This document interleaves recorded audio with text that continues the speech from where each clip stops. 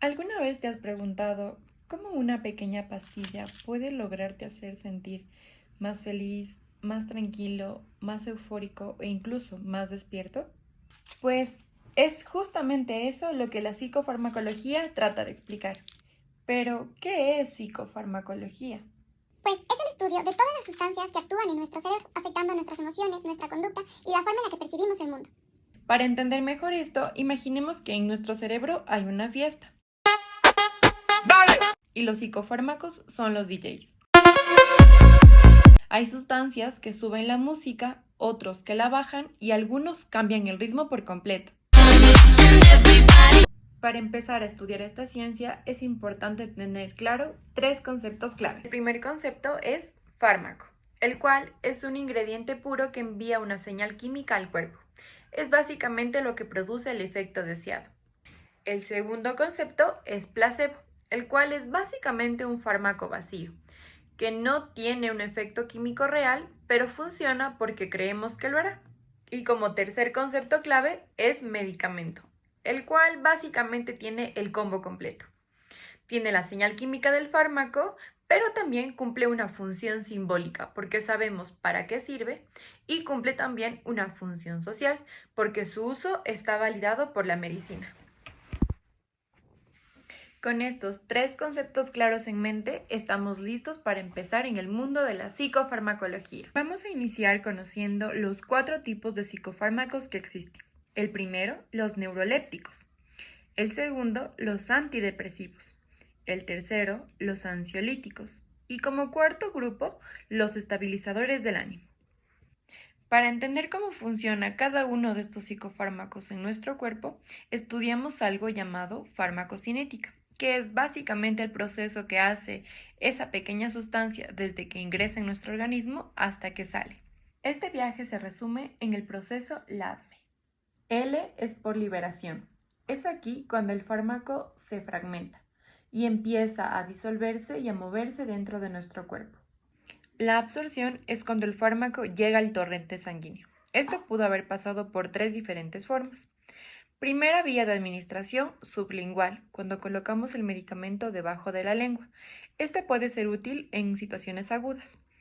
La vía parenteral, ya sea intramuscular o intravenosa, y la oral, que es la más común de todas y la más segura.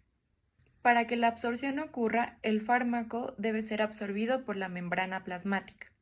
Pero esto puede verse alterado por diferentes factores, como por ejemplo la liposolubilidad del fármaco, el tamaño molecular y la ionización molecular del mismo. Otro dato interesante es que la absorción del fármaco puede verse alterada por la vía de la que ha sido administrada el mismo. Por ejemplo, si se administra el fármaco oralmente, este pasa directamente al intestino, después al hígado, luego al pulmón y finalmente al corazón, donde llega al torrente sanguíneo y se distribuye al resto del cuerpo. Pero no todo el fármaco administrado es absorbido por completo y no todo el fármaco absorbido alcanza su sitio de acción. En la distribución, el fármaco viaja por la sangre hasta llegar al cerebro. Aquí, la barrera hematoencefálica decide qué pasa y qué no. En el metabolismo, el hígado actúa como una fábrica que transforma los fármacos para hacerlos más fáciles de eliminar. Y finalmente sucede la excreción, que es cuando el fármaco sale totalmente del cuerpo. De este proceso se encarga específicamente los riñones, aunque nuestro cuerpo también elimina las sustancias a través del sudor, la saliva, los pulmones o incluso la leche materna. Y así es como una simple pastilla recorre todo un camino para llegar hasta nuestro cerebro. El siguiente término que vamos a ver para entender el proceso y todo lo que compone los psicofármacos es la farmacodinamia. Esto estudia los medicamentos, qué hacen ellos en el cuerpo, qué tan fuertes son sus efectos y qué consecuencias pueden tener a corto y largo plazo. Dentro de esto hay 7 mecanismos de acción que pueden tener los fármacos y yo te explicaré a continuación cada uno de ellos. El primero es la acción agonista sobre el receptor. Aquí el fármaco se conecta al receptor como una llave a su cerradura y permite que exista una respuesta. El segundo mecanismo es la acción antagonista sobre el receptor, que es totalmente diferente al anterior. Aquí el fármaco bloquea el receptor como si tapara la cerradura para que nada más pueda activarlo. El tercer mecanismo es la acción sobre segundos mensajeros, donde el fármaco actúa principalmente sobre los mensajeros metabotrópicos, haciendo el proceso más lento o más rápido según lo requiera el paciente. El siguiente es la alteración del almacenamiento vesicular. Aquí el fármaco modifica cómo se guardan los neurotransmisores en las vesículas, es decir, la especie de contenedores que tenemos dentro de nuestras neuronas. El quinto mecanismo es el aumento de la liberación del neurotransmisor, que como su nombre lo dice, el fármaco hace que las neuronas suelten más neurotransmisores al espacio entre ellas. Como sexto mecanismo tenemos la inhibición de la recaptación del neurotransmisor. Aquí, el fármaco impide que el neurotransmisor sea reabsorbido, dejando más tiempo a la neurona receptora para que pueda absorber los neurotransmisores que necesite. Y como último mecanismo tenemos la inhibición enzimática. Aquí, el fármaco bloquea las enzimas que degradan los neurotransmisores de forma irreversible. Algunos psicofármacos que hacen esto son los IMAO. Ok. Como síntesis, hasta este punto hemos visto lo que es la farmacocinética, que básicamente es lo que nuestro cuerpo le hace al fármaco, cómo lo absorbe, cómo lo distribuye, cómo lo transforma y lo elimina de nuestro cuerpo. Y también vimos la farmacodinamia, que es todo lo contrario, lo que el fármaco le hace a nuestro cuerpo, cómo actúa, qué efectos tiene y con qué intensidad altera nuestro cuerpo. Existen dos efectos de los psicofármacos.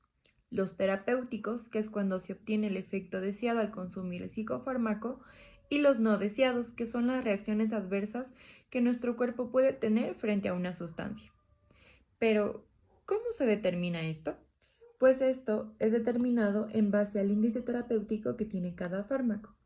Esto básicamente es la medida relativa que tiene un fármaco en cuanto a su toxicidad y su inocuidad, es decir, qué tan bien hace y qué tan mal hace. Lo que acabo de explicarte puede verse influido por diferentes factores. Por ejemplo, si el psicofármaco es mezclado con algún otro medicamento, si el sujeto consume algún alimento o bebida específica, o incluso por algún agente químico del ambiente. Y esto se llama interacción medicamentosa. Entonces, si hay tantos factores que pueden intervenir en la eficacia de un fármaco, ¿cuál es la manera correcta para elegir un medicamento para una persona? Pues bueno, para elegir el mejor fármaco es importante tener presente 4 aspectos fundamentales. El primero es el tipo de fármaco que se le va a prescribir al paciente. El segundo es la biología del paciente, es decir, alguna enfermedad hereditaria que tenga o alguna condición física. El tercero es la experiencia médica del profesional que prescribe el fármaco. No te olvides, no todos pueden prescribir medicamentos. Y por último, pero no menos importante, el contexto ambiental y situacional del paciente. Ahora hablemos de la cinética de los fármacos. Empezaremos con la cinética de dosis única, que es cuando se consume el fármaco por una sola vez. En una sola dosis, el medicamento es absorbido por la sangre. La concentración sube y llega a su pico máximo. Esto es llamado pico plasmático. Aquí, mientras la medida y la concentración del fármaco va bajando, el cuerpo lo metaboliza y lo elimina. Pero, ¿qué sucede cuando son múltiples dosis? Pues bueno, cuando se administran varias dosis seguidas, cada nueva dosis se suma a la anterior antes de ser eliminada por completo del cuerpo. Para poder alcanzar este equilibrio del que te hablo, cada fármaco necesita aproximadamente entre 4 a 5 vidas medias. Y por si aún no te ha quedado claro, una vida media es el tiempo que tarda la concentración del fármaco en reducirse a la mitad en el cuerpo hasta antes que entre la siguiente dosis. Pero te preguntarás, ¿por qué es importante las vidas medias? Pues estas nos sirven para saber cuándo administrar la siguiente dosis del fármaco y cuánto tarda en eliminarla. Así no se producirá el síndrome serotoninérgico, que es cuando existe una acumulación del fármaco porque éste no ha podido ser metabolizado y eliminado del cuerpo. Hemos llegado al fin de este video introductorio a la psicofarmacología. Antes de terminar, me gustaría invitarte a que no pienses en esta ciencia como únicamente el estudio del fármaco. La psicofarmacología pretende ser un puente entre la biología y la mente. Recuerda que detrás de cada pastilla hay un ser humano con una necesidad, con una búsqueda de alivio. Como futuros psicólogos, saber sobre psicofarmacología y cómo funcionan los medicamentos no nos da únicamente conocimiento, nos da una responsabilidad con nuestros futuros pacientes.